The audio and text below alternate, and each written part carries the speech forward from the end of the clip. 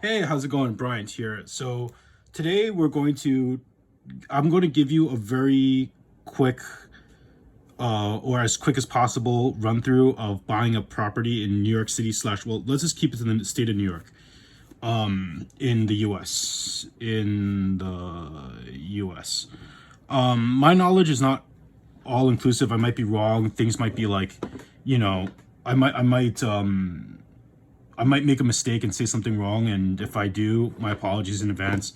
This isn't going to be 100% accurate, and this is not financial advice. And I give this with no warranty of any sort whatsoever. This is only for, like, I guess, information, education, or entertainment purposes only, however you want to call it. So, yeah, step by step buying. I didn't want to say one family house in New York because I just want to say property. We're going to focus on real estate. So, there's different kinds of real estate, and I'll walk through some basic ideas of one. You have a co-op, you have a condo, and then you have your 1 to 4 family homes. You have your 5 family and up, and then you have your commercial. So or slash mixed use. So forgive my handwriting. I know it's terrible.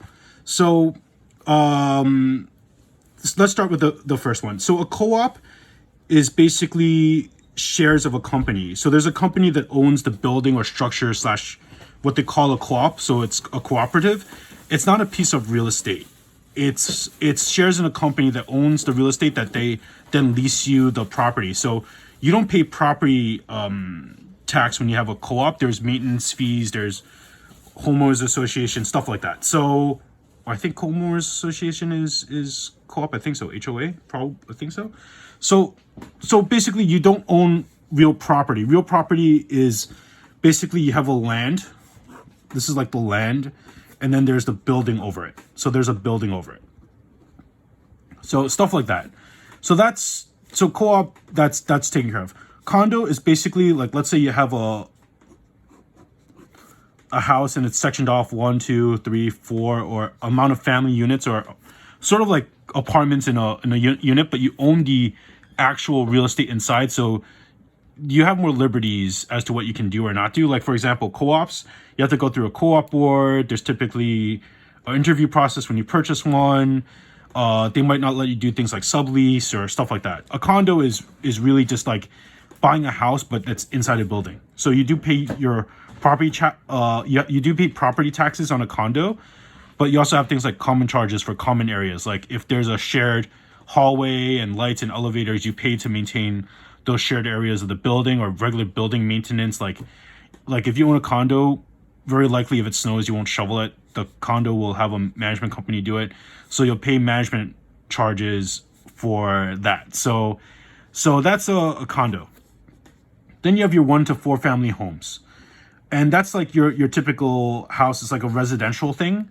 So you own a house, you pay your property taxes. It's like either it's a legal occupancy, like 1 family, or you can have 2 family, like you can rent it out on one of the other units, and then 3 or 4. So it's like you can have a 3 family unit or a 4 family unit.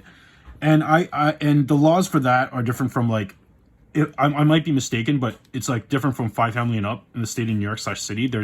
There's some distinction in terms of the laws that govern 1 to 4, 1 to 3 family. I'll just say like 1 to 3 just in case, and then 4 to 5 families and up. They're like certain laws. Check with your attorney about that. And then commercial slash mixed use. Commercial, like your deli, your bank, your restaurant, your store, your furniture store, your McDonald's, your Best Buy, your Target. Commercial property where basically a building or land designated for business purposes typically.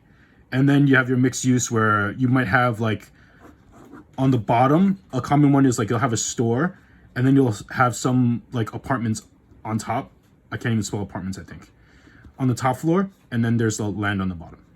So typically that's basically your mixed use property. So that's basically like a walkthrough of the different kinds of property that we have, specifically in New York State, to give you an idea. So that's that's part one. So then let's take this out of the way, and then let's go into more detail about stuff like let's say you want to purchase a one family home.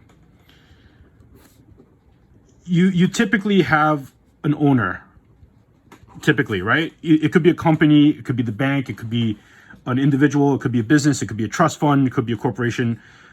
They're basically an entity of some sort owns this property, and this person's trying to sell this house in New York, and they want to sell this house for, let's call it $800,000, right, for a one family property. And then there's a buyer, and then so typically for a transaction, you have to have a willing buyer and a willing seller. They meet in the middle, they agree, okay, and then they agree to buy the property for this price, and they work out the deal, and then the buyer has to get either they're buying it in cash or a mortgage or a loan or of some sort. And then we can go into detail of things like that, but just want to give you like the gist of it. So if you're a seller and you want to sell a property, you may or may not use an agent, and the agent will charge you a commission.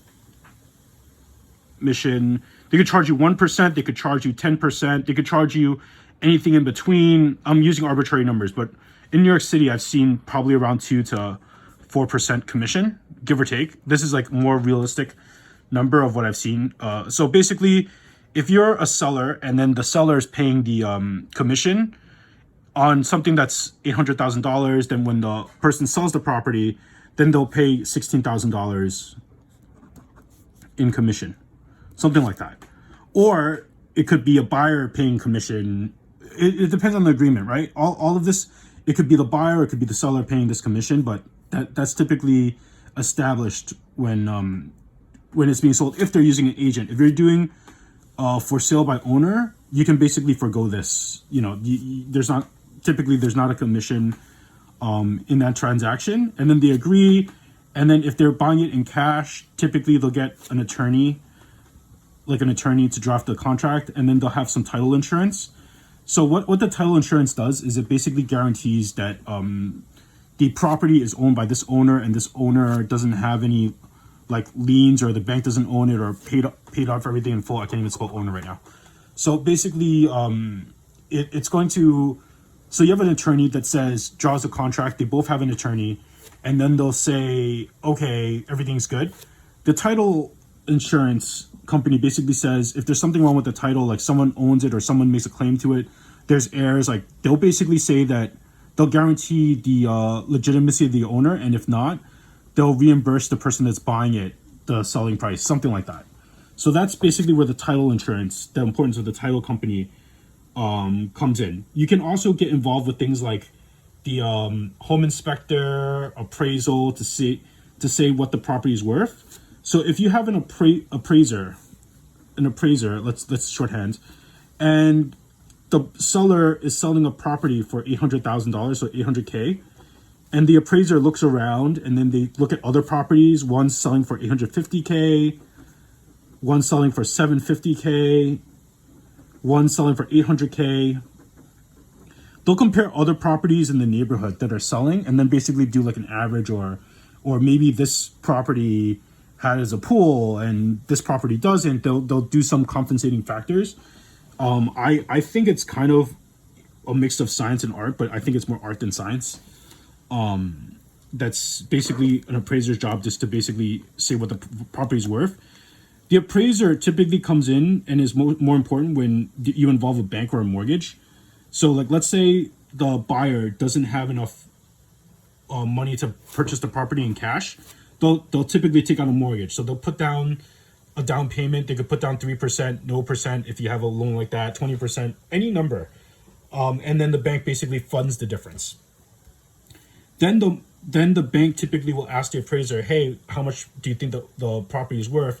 If they're selling the property for $800,000, but they find out the property is worth, like, let's say $400,000, the bank might only loan up to a percentage of the $400,000 and not $800,000, because the bank, the lender, will probably not want to take that risk because they think it's too risky, or they might think it's fraud or something weird's going on. So that's also one thing that can happen. So let's say the buyer needs a mortgage. So when you buy a property, like if it's $800,000, 800K, you'll typically pay closing costs. So that's like between the title fee, the insurance, property taxes, all the fees, and at the end of the day in New York, you're going to pay like 4 to 5% closing costs if you have a mortgage and so on, because you're going to pay tax on the mortgage, you're going to pay recording fees, title insurance, attorney, all this stuff put together. You're probably going to spend about $835,000 for total cost. And if this is the house cost, because there's going to be a difference. It's going to be like, I don't know, probably like every situation is different, but it's about the 3 to 5% range, give or take. So when you buy a house for $800,000, you're not going to really pay $800,000. You're going to pay $800,000 plus closing costs, which is the cost of the transaction. So if you're buying a property and you're prepared, let's say you're a cash buyer and you want to buy the property for $800,000, at the end of the day, you're probably going to have to prepare like 820,000, 825, some number there, but consult with your attorney and so on and so forth. And then comes the mortgage. So let's say, how do mortgages work? So let's say you have a house that's $800,000, 800K, and you want to put down 10% down.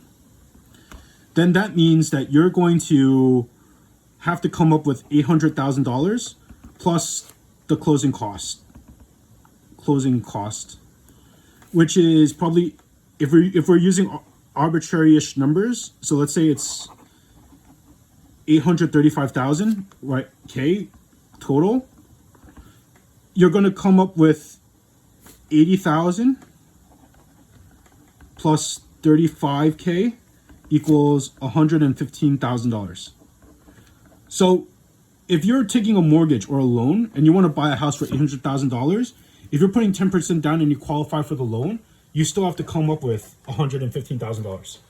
That's basically, in terms of giving people an idea of how much money they have to come up with in order to buy a property. Now, obviously, if the property costs less and if there's like 3% down or Fannie Mae, or like FHA 3.75%, and so on and so forth, you adjust accordingly depending on the loan program and the monthly payment and what you qualify for. And then you'll typically pay a mortgage. And then the mortgage, there's different kinds of mortgages. There's like 15-year fixed, and then 30-year, and then you can have like ARMs and so on and so forth. So let's go through the three general ones that, or the typical mortgage that we understand. So if it's a 15-year fix, typically their interest rate is lower than 30-year because if you're going to pay it in less time, then typically the bank is more willing to give you a smaller interest rate than a 30-year. But then you're going to be paying a higher monthly premium. So it might be like 3% interest, and then every month you're paying hypothetically $3,000 or something like that. Arbitrary numbers. And 30-year might be, let's say, 5%, but your monthly payment is $2,300. I'm using really nonsense numbers. This obviously isn't based in fact. So it might be 2,000 more realistically, something like that. So you're going to pay longer over time, less per month, but you're going to be paying more money over time because the interest rate is longer. So basically, in the beginning of the loan, you're basically going to pay principal and interest. So the beginning, so if let's say you have an $800,000 mortgage and you're paying 5% interest and you want to split everything up, that means you're going to pay $40,000 of interest payment the first year and very little into principal, probably like $2,000 into principal. Or let's say $8,000 into principal. Let's do arbitrary numbers, like 8,000.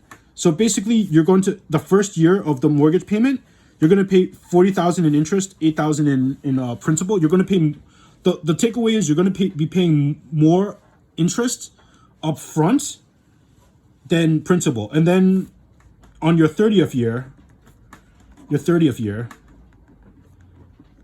you probably might be paying $40,000 in principal, which is your equity. You're going into equity, and maybe like $8,000 in interest. So it flips. So in the beginning, you're going to be paying more money into interest, and then over time, it basically balances out where you're starting in high amount in interest, low amount in principal, and over time, eventually, you're going to be paying less in interest per year and more into principal over time. So it takes you a couple of years to basically pay more and more into principal. That's basically how it goes. So you might be paying, like, let's say you took out a loan for $700,000, and then you're wondering, well, I've been paying this mortgage for 5 years. How come I still owe $670,000, $680,000? I only paid $20,000 into the loan, because the majority of the beginning years has mostly been for interest. So that's one family. Mortgages for one family. Let's talk about multifamily. Let's say you're buying a two-family house. Typically, let's say your mortgage payment, which is based on principal, interest, taxes, and insurance. So PITI, which is principal, interest, tax, and insurance, because the bank will typically roll that in together into one easy payment. Let's say your mortgage payment is, and this is what some people do. If your mortgage payment is, let's say, $4,000 a month, and then you live in one unit, so you have a house, and then you want to live on top or bottom, doesn't matter. So let's say you want to live on the bottom floor. This is you, and then you might rent it out to a tenant. And then your tenant basically pays rent of $2,000 a month, right? Something like that.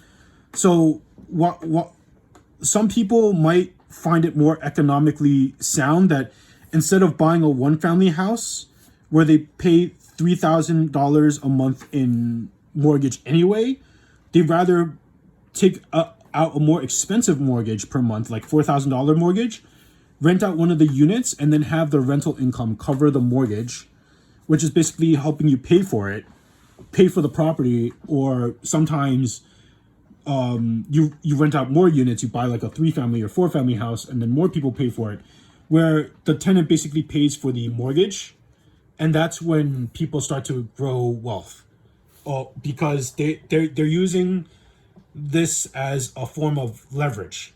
Now, 2-family houses might be more expensive to compensate for this, because they understand that there's an investment value into it, and then that's basically whether or not people consider multifamily homes is because of this ability to legally gain cash flow.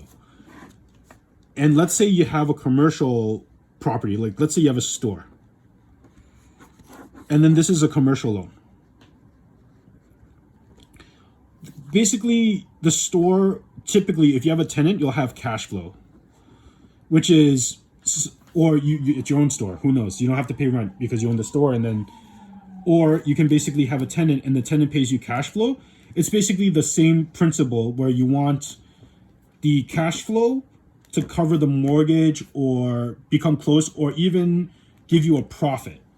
So that's basically the gist of some bits of real estate in New York. Let me know if you have any questions in the comments below. I hope to make more explanations or videos for you and go into more detail. Like and subscribe if you will, and then I hope to talk to you guys again next time.